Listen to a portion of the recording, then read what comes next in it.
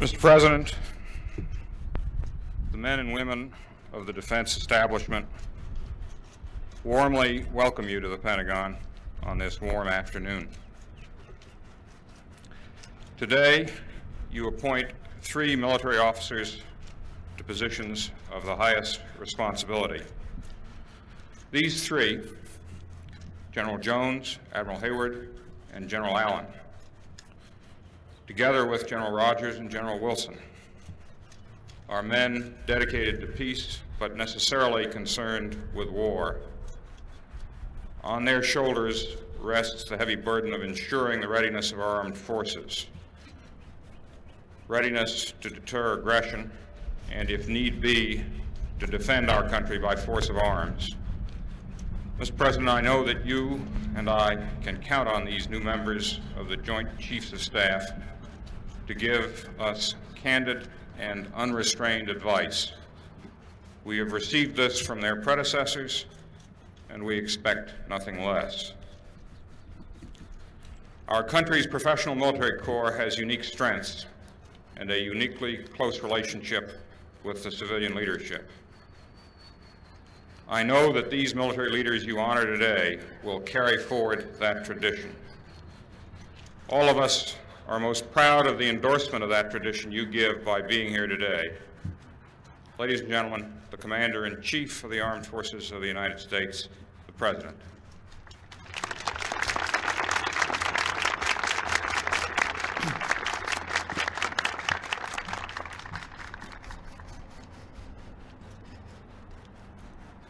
Secretary Brown, other Americans assembled here with a total commitment to defend and preserve our nation. It's an honor for me to participate in this ceremony. Secretary Brown said that we come to honor these 3 men, but they have and will honor us with their superb service and with a very proper balancing between a desire for peace and a willingness to maintain strength. I taught Sunday school this past weekend, and one of the points I made to my class was that quite often we misjudge others.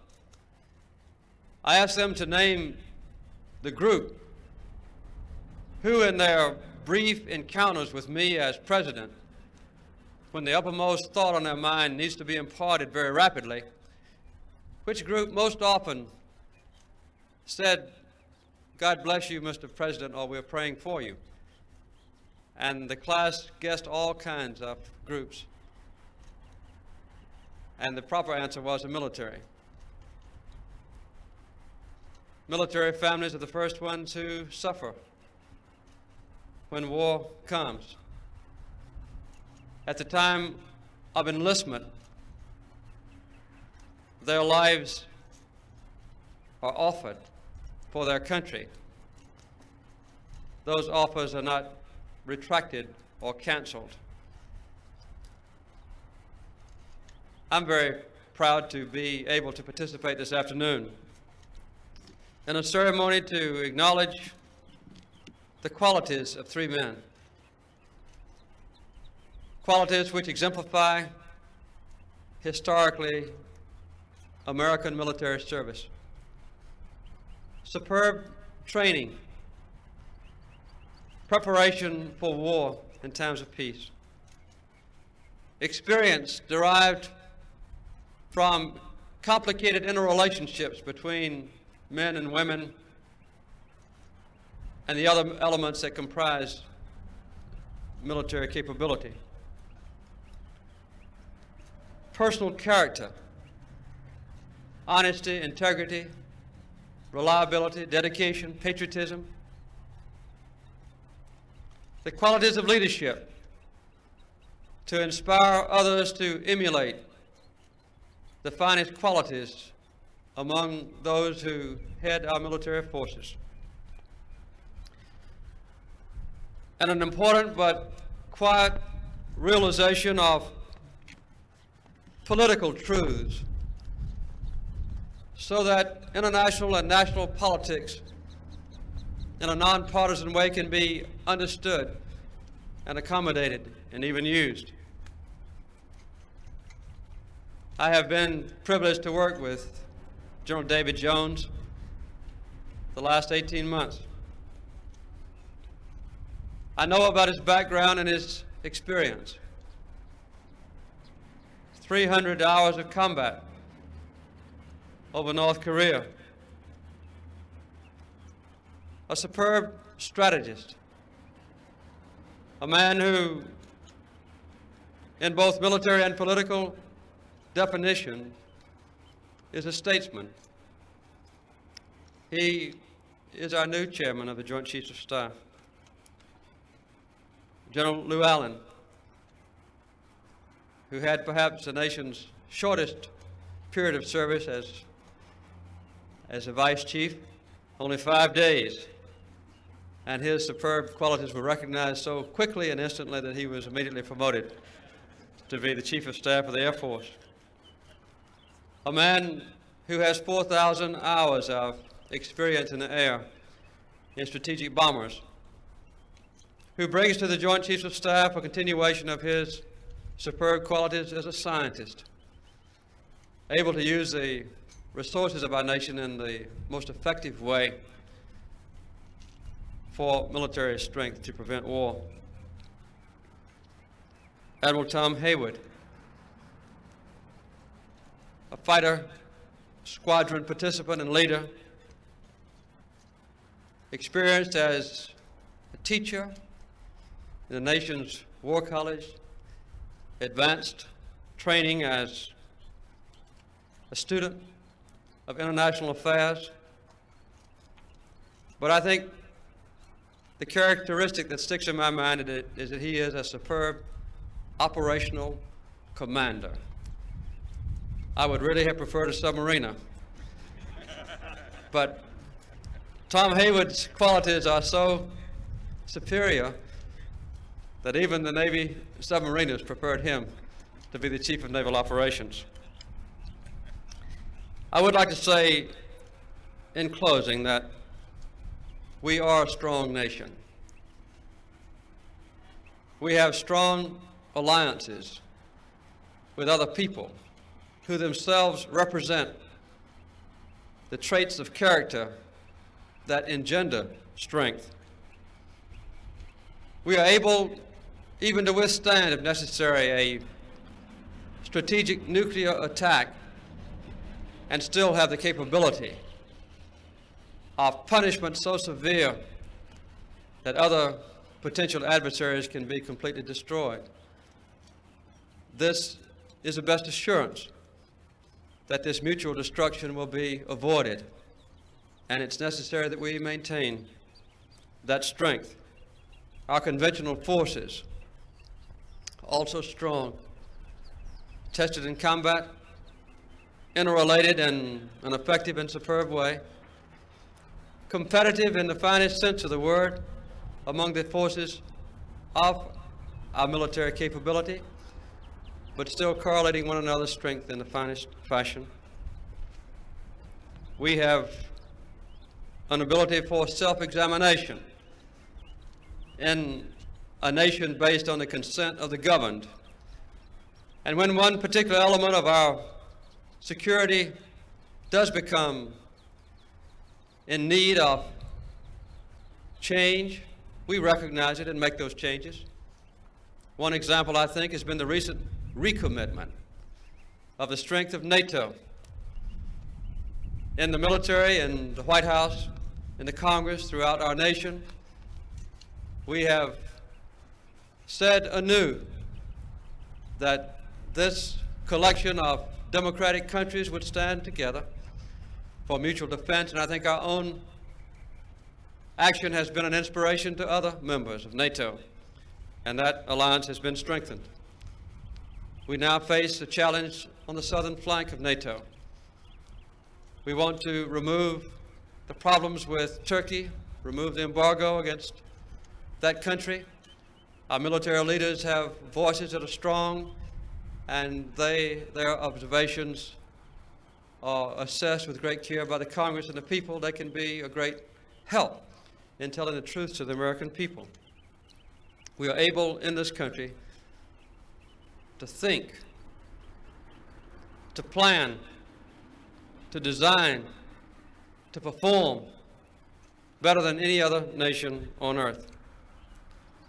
As I said in a recent speech in Annapolis, we are eager to cooperate with the Soviet Union or any other potential adversary. We are willing to compete when necessary. We will never shirk our responsibility. We will never permit our military capability to be second to any other, because we know that along with the natural advantages that we enjoy, ideological, political, economic, that all these would be of no avail if we did not maintain a strong, constant, well-recognized defense capability. And we will never permit our nation to be weak militarily, which guarantees us that we can be strong in every other aspect of life. So to summarize my comments, I would like to say that I'm proud to be with these leaders whom we recognize. I think I know our country well. Our people are committed to the principles that I've outlined briefly this afternoon. We want peace. We are determined to maintain peace. But we recognize that peace can only come through strength, and that we will also maintain in the United States of America. Thank you very much.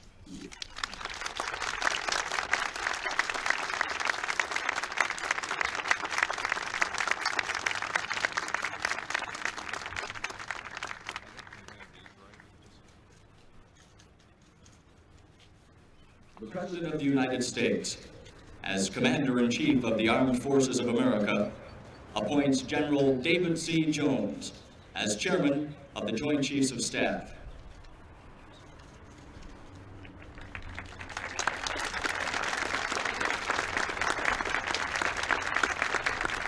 Admiral Thomas B. Hayward as Chief of Naval Operations.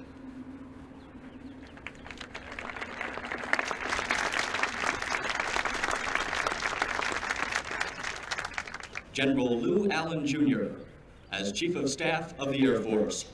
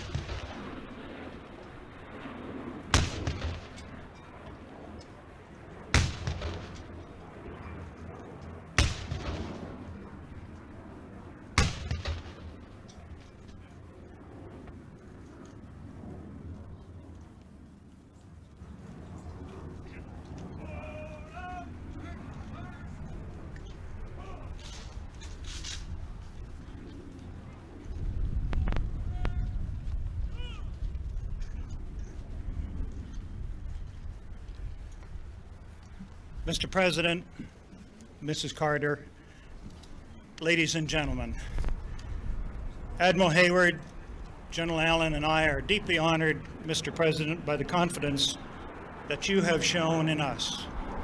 And we accept these assignments with a deep sense of responsibility and commitment. I have no illusions about what lies ahead. The days to come may be some of the most difficult in our history. We face an era of growing appetites and diminishing resources on our planet, and the ever potential for conflict. Of particular concern is the growth in the Soviet military capability beyond what we think is necessary for their national security needs. But we have an overall military balance today with the Soviet Union. But their growth gives pause for reasonable and responsible concern with the future. But we have the capability to meet these challenges. We have the largest economic base, the best technology in the world, and the genius of the American people. And we have a deep reservoir of goodwill throughout the world.